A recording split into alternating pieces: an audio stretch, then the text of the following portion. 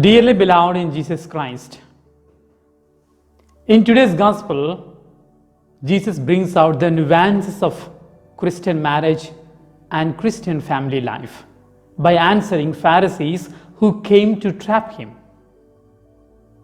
The entire passage revolves around Jewish divorce law given in book of Deuteronomy chapter 24 verses 1. And the law reads thus: when a man takes wife and marries her, and then if she finds no favor in his eyes, and he finds there is some indecency in her, he writes a bill of divorce, puts it in her hand, and sends her out of his house. But dear brothers and sisters in Jesus Christ, note here, Jesus did not negate this law, but he transcends this law. Therefore, today's liturgy of the word tells us the real meaning of true Christian marriage and gives the nuances of Christian family life. First and foremost, neither Jesus in the Gospel nor the Catholic Church allows divorce in Christian life. Since marriage is a sacrament in Catholic Church, there is no chance for divorce in the Catholic Church, but there is a possibility of dissolution and annulment with all their requirements. Secondly, marriage has its origin with God and God's law. Today, the Pharisees came to Jesus and their argument was supported by law of Moses, which is a human law given in book of Deuteronomy. But note, much before this law was given by Moses, God implied marriage, union of man and woman at the time of the creation. For he said, it is not good for man to be alone. Genesis 2:28. Therefore, God implied marriage even at the creation. And again, Second Vatican Council reaffirms and strengthens this marriage union by saying, it is established by the Creator and governed by God's law. Gaudium et Spes, paragraph 48. Therefore, marriage has divine origin, and what is divine should not be negated by human. That's why Jesus tells, what is united by God, man must not divide. Dear brothers and sisters in Jesus Christ, according to me, there are three main ingredients for Christian marriage and Christian family life. They are mutual relationship, love, and family prayer.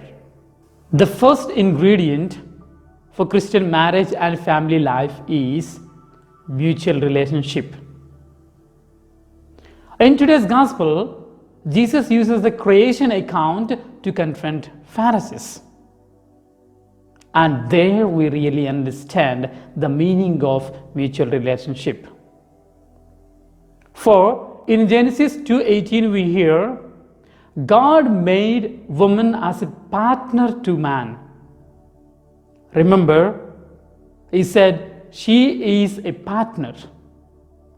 The word partner implies mutual equality. A partner is never a subordinate, nor inferior, nor superior, but an equal human being. Hence, in the beginning itself, when God implied marriage in the union of man and woman, he put this mutual relationship in equality.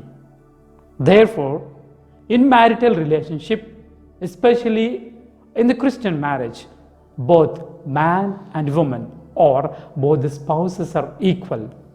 And when this is realized by the spouses, there will be no question of divorce and there will be no question of separation.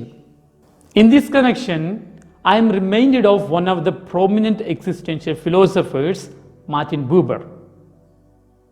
He developed his philosophy speaking about two kinds of relationships. The first one is I and it relationship.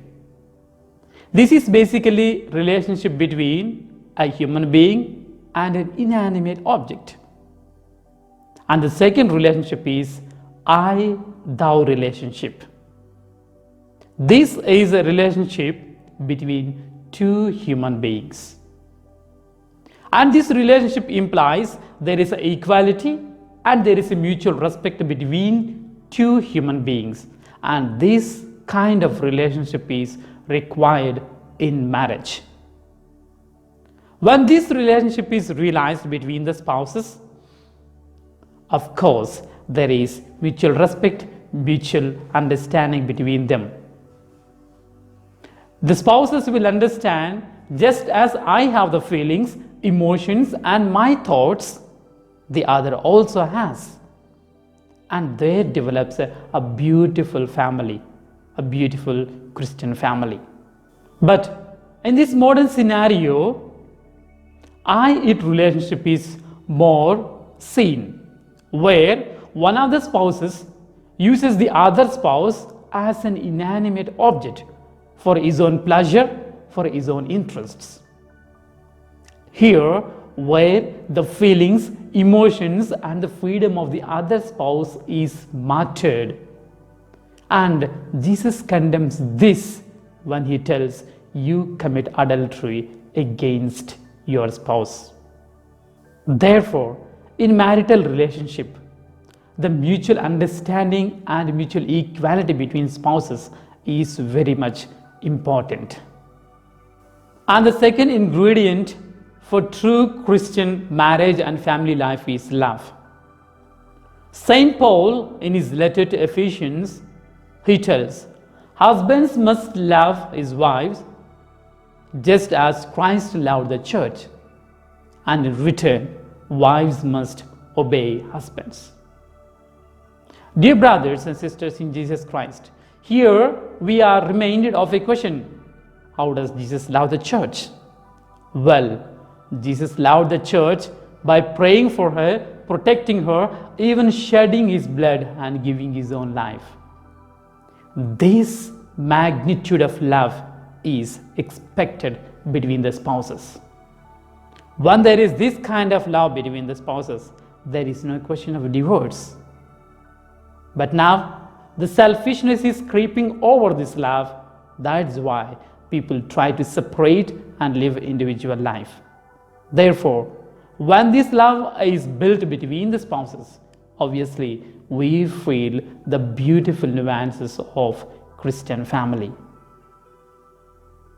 And the third ingredient for Christian marriage is family prayer. Here, I'm going to bring to your notice the story of Tobias and Sarah, the son and daughter-in-law of Tobit. Well, we are told Sarah was affected by a devil who kills all her husbands in the first night itself. But when Tobias took her in marriage, both of them sat together, called the name of the Lord and prayed. And obviously, the Lord protected and brought peace into their relationship.